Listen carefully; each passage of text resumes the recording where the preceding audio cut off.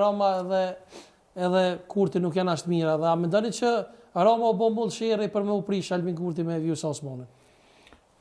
Ke hap një debat shumë të madh në fakt. Unë mendoj që Rama po tenton të krijoj një gravitet politik ballkanik të ndërtuar mbi binomin Rama-Vučić për të krijuar një ofertë për botën e re që do të lindë, nga Tel Avivi në Washington, nga Pekini në Moskë, veçanërisht në Bruxelles, që për të marrë vesh në Ballkan duhet merreni vesh me binomin Rama-Vučić. Unë mendoj që ata janë të dy në ikje, edhe Rama dhe Vučić, dhe duke patur parasysh që Rama po navigon fort, dhe kjo që arsyeja pse shkoi dhe në Tel Aviv, sepse Edi Rama e njeh gravitetin e Tel Avivit në Washington, shkoi për të blerë kohë gjeopolitike. Netanyahu e përsolli këtë, dhe kjo ishte arsyeja pse presidenti Trump e priti tek bordi i paqes, edhe pse ai kishte quajtur turpi i qytetërimit. Edi Rama, presidenti Donald Trump, tek CNN. Edi Rama po navigon për të blerë kohë gjeopolitike në mënyrë që të vrapoj në lojën ndërkombëtare, në tregun e madh të lojës kombeve, për të blerë kohë në mënyrë që të manovroj dhe të blej një mundësi të dytë për ekzistencën e tij politike.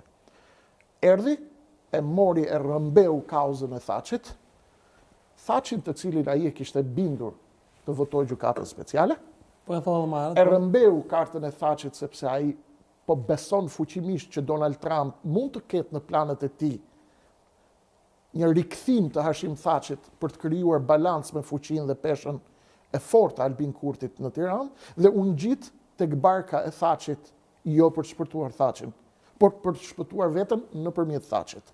Ndaj, Edi Rama, duke patur parasysh ofertën që bëri në Frankfurt Allgemeine Zeitung, ke gazeta e madhe gjermane, shkrim i përbashkët me Aleksandr Vučićin, solli ofertën që ne në Ballkan pranojmë një antarësi të nivelit të dytë në Bashkimin Evropian, me kushtin që të pranoni leadershipin e Ballkanit mes binomit Thatchi-Rama. Kush është lojtari i tretë që e prish ekuilibrin apo është plank prishësi? Është Albin Kurti i padëgjueshmi i Kosovës. Dakord?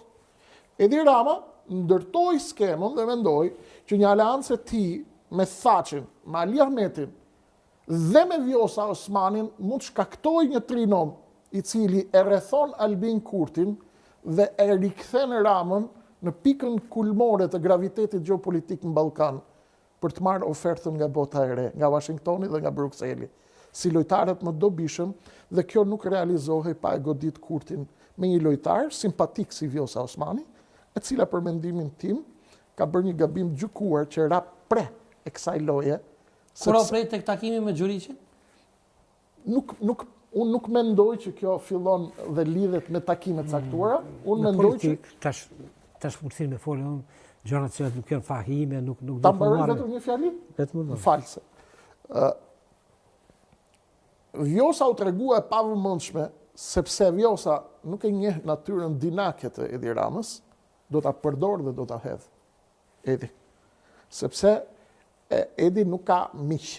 Dhe Vjosa, në qoftë se kishte nevojë të rivalizonte Albinin këtu në Kosovë, mund ta bënte betejën dhe është krejtësisht legjitime. Unë jam kundër që Albini të marrë gjitha institucionet, të marrë edhe presidencën, edhe gjykatën kushtetuese, edhe parlamentin, edhe qeverinë dhe të gjitha. Sepse kjo ndërton diktatorët e ri. Megjithatë, mendoj që Edi Rama e kishte nevojë për një lojtar të fortë në Prishtinë, në kohën kur Thatchi është në Hag, për të krijuar ofertën e re për leadershipin e botës së re, që duhet vini të merreni vesh me mua për të kontrolluar Kosovën, Ballkanin, që do ta drejtojmë unë dhe Vučići në binom. Po doktor, se jemi në fund. Është të troja tash foto politikë, është kjo rejone, po tash pasi. S'ka problem. Do të kushtrimi vjerët me politikë, atëherë Kreshniku fal. Do të Kreshnik, për fal. Politika është interes, është biznes, është gjithçka.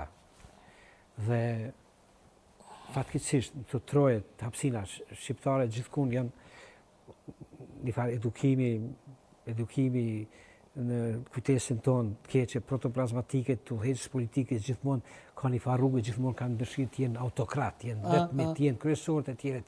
Dhe kjo është të gjitha partitë. Ndoshta kjo edhe ka rrezu thoqin. Sepse do një njeri mi pas në dorë gjitha, edhe gjykatën, edhe ministritë, edhe gjithçka. Kjo nuk shkon kështu. Dhe njëre për gjithmonë duhet të përshtatemi kërkesave demokratike dhe rregullave të një civilizimi. Tash, është e njëjta situatë prapë endet me Edi Ramën, edhe këtu ato s'po hinë politikë, sepse nuk është punë e mia. Edi Rama është një njeri i cili disponon me një dinakri të madhe politike. Politike si duhet një njeri dinak. Dinak më i madh është Vučići, tash që unë i shok i ti ose kundërshtar i ti, po të repizam të i tregoj tuaj që kam dëgju. Vučići ka thonë me një moment shumë kohëve të fundit, mos menon ai që unë si kuptoj dredhite e Ramës. Më thonë, ata po menojnë që unë s'pi kuptoj, po unë e vish për amaroj qefin. Po edhe Edi Rama i din këtu gjana. Kështu që, po luhet një politike madhe në dinakrin mes tyne, dhe ajo që është me keqe, është ajo që unë me një moment i pa ta thonë Albinit, në një pranim, takim, shkurt që kemi pas, që është mirë kër ka marrë herë në dytë mandatin, është mirë që me opozit me bashkëpunu. Me bashkëpunu sepse ka me pas vendime shumë të mëdha ku është shumë ma mirë me opozitën bashkë me zgjedhë këto probleme. Edhe mos mi met qoftë për të mirë se të keqe faj një udhëheqësi, po së bashku me kry. Këto hapësina, udhëheqësit politik nuk po dojnë me bashkëpunë mes tyne dhe kjo mandej çmimin po e paguajnë popullat. E vërtet. Kështek, çka për fund? Faleminderit shumë që ishe.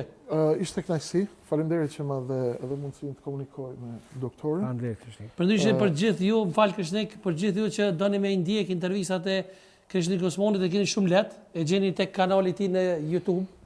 Kjo është i hapur për gjithë, është edhe në Facebook nëse s'gaboj Krishnik Osmani. Po besoj regjia e çet edhe poshtë kanalin e Krishnikut, gjithë ju që nuk e keni bërë subscribe, shkoni ndjekni se vërtet ka intervista interesante edhe deklarata bombastike. Unë jam shikues i rregullt i tij për vetë. Faleminderit, respekte. Edhe unë jam shumë i lumtur që jam sot në Kosovë. Falenderoj që më dhe mundësinë të nifem me doktorin. Shkëmbym pak bisedë, unë besoj që është shumë për të folë. Urojmë paqë, mirësi, të ndalen lumet e gjakut në të gjithë botën. Lutemi tek Zoti secili me mënyrën tonë që të ketë sa më pak